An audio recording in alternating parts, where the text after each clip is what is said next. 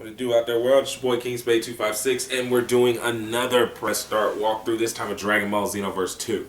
And I'm fucking excited about this. So, one of the biggest things that you'll notice as soon as you start the game is that, for example, the city is huge, and I mean fucking huge.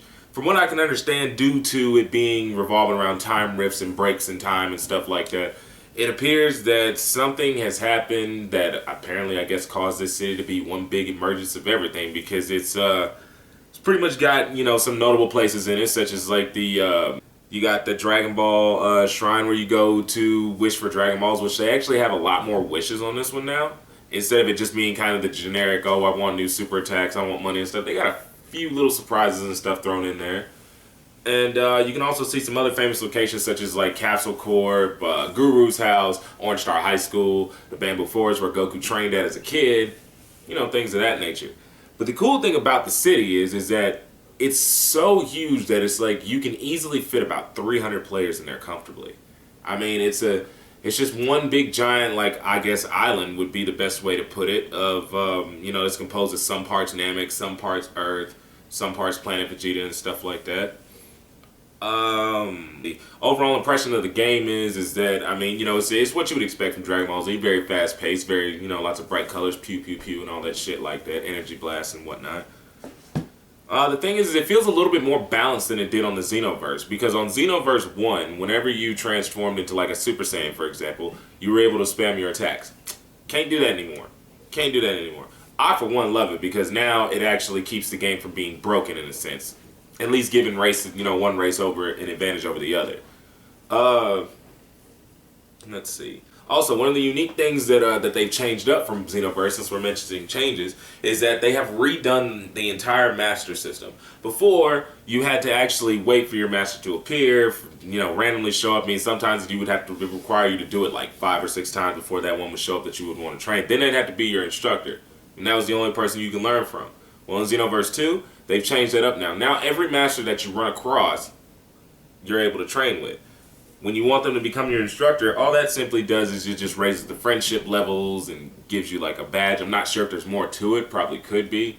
I guess we'll have to just find out. But some of the people that you'll meet in the game is pretty much everybody from the beginnings of Dragon Ball to the end of Dragon Ball. I mean, there's Yamcha, Tien, Piccolo, Krillin, even all the way up to like Frieza, Zarbon, Dodoria, as well as some special guest characters alongside, you know, Cell and Majin Buu, of course, are going to be in there. But we also have some characters from the movies, and we also have a few other surprise characters that you can learn from. But the key thing about the Master System is that they have this new thing now where you have to take advancement tests. As you progress through quests and you start getting stronger and getting higher up in levels, you're, I guess, it's like a ranking system. I'm not sure. They don't really explain exactly what it's for, but it's basically used for you to get bigger and better masters and master stronger attacks. So what you'll have to do is you'll have to end up going over to Orange Star High School, and you'll have to take these advancement tests that will advance you in rank, kind of like how they do in martial arts classes, from beginner all the way up to God. And at each level, you get a new set of trainers. Some will be the Saiyans, some will be the Nameks, and some of them will just be random characters. But the good thing about it is that there's all kind of special masters and bosses out there that you can learn stuff from. Toa and Mira are still kind of on the same old shit, but their objective is a little bit more clear. I don't really want to tell you what that is, because then that kind of spoils it. But the rumors about your previous character being able to import them, at first they were kind of vague, saying that it was just like, oh, well, you'll just be able to import them and get some new attacks, get this, get that. But it's actually a lot like better than that. Your character actually has a place in both the storyline as well as what upgrades, attacks, and things of that nature that you get when you first import them into the game. Overall, I'd have to say that the game is like, you know, it's very fast paced. It's very, very good. There are a few missteps in certain things, because it feels like certain attacks are just like kind of scaled down to match the character that they come from. What up, bitch? Hey, how you doing? You doing the Xenoverse video? Yeah. Oh, okay, dude. Just one thing. Hey, the music on this game sucks. Holy shit, the music is bad. That's all I got to say. All right. Have fun. But you know what, though, to add to that, he does have a point. I mean, like, the music in Conton City actually sucks. Like, I played majority of the game in the beginning with it on fucking mute whenever I was in the city, until I got to later on portions of the game. The music does get better, but for the most part in the beginning, it's just a little bit too much hunky-dory for me. I mean, it's just pretty much how it is. But character.